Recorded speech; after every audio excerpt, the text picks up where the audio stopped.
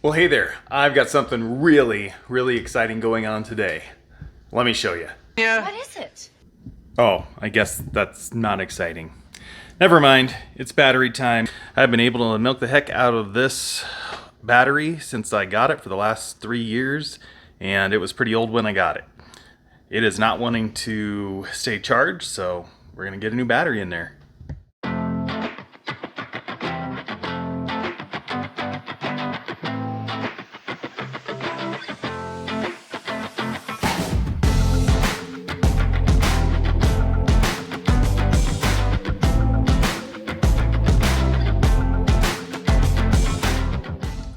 Well, that was easy. So I'm gonna go ahead and take that battery back. I gotta pick up a few more supplies for the next project I'm gonna be working on. And I don't know if you can see behind me, but it's gorgeous out. It's the middle of October and it's 75 degrees out. So I'm gonna take the Earl out today. Well, what do we have here?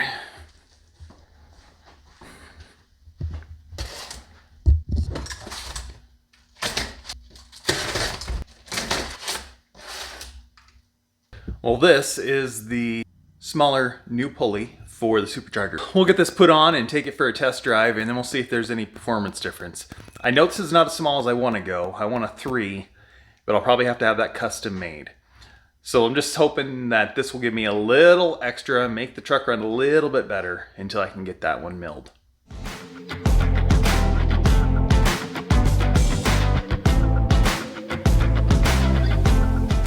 Well, I can tell that it definitely has a lot more pull on the low end. I was going up a hill in second gear and I can definitely feel it. I still don't think it's quite producing what it needs to for where I want.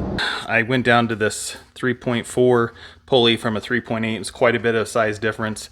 I can actually feel this accelerating through the power band all the way to 3,000 RPM. Could go higher if I wanted, but I can feel it, and you can really feel it pull once you get between 2,000 and 3,000 RPM. So I know that's helping a lot. This still isn't where I'd want in the boost range, and so I'm trying to figure out how to get to a smaller internal diameter pulley. I don't have a lot of places that can see me a pulley around here, so I'm reaching out trying to find a place that can build me a pulley.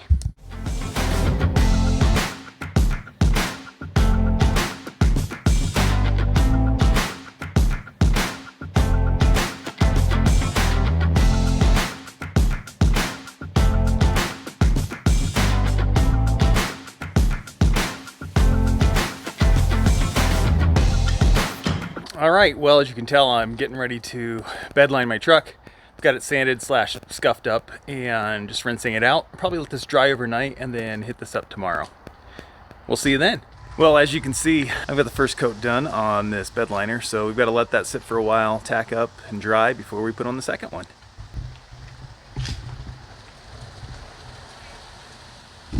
So what I've got going on now is I'm just checking the amount of travel that I can get in these shocks.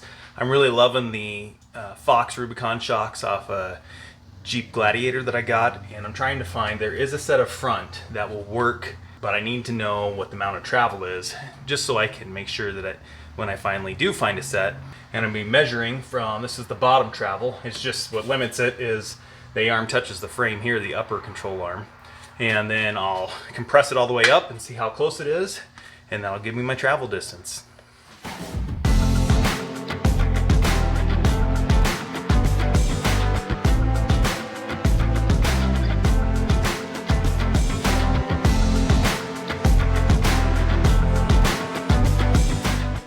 The full stroke was 20 inches, and when compressed is 16, so there's only 4 inches of travel on the front there, which isn't a lot.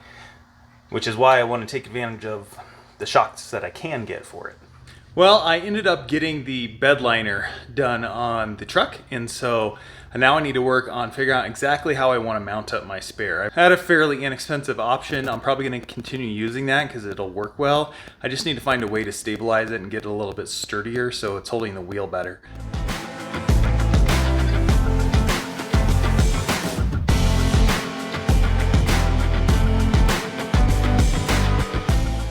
Well, you can see what I'm dealing with. I'm trying to find a good way to get the tire put in there. I think this way that I've got it set is probably the way I'm gonna end up going with, just because it's gonna give me the most bed space. I do use my bed quite a bit.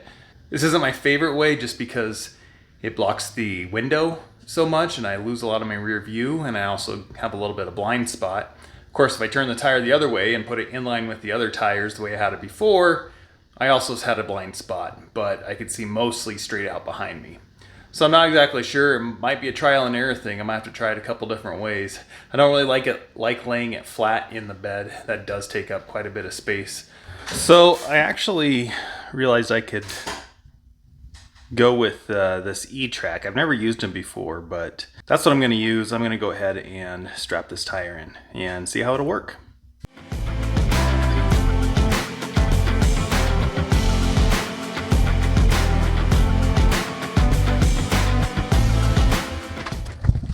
Was hoping that it wouldn't rock back and forth too much, but it did. So what I'm gonna do is probably do something where I can just bolt it, a keeper that'll hold it through here and maybe just into the bed, and I'll be able to screw that on, and then that'll hold it tight against the bed there. As always, appreciate you watching. Feel free to like this video and don't forget to subscribe so you can see when new content comes out. Thanks for watching.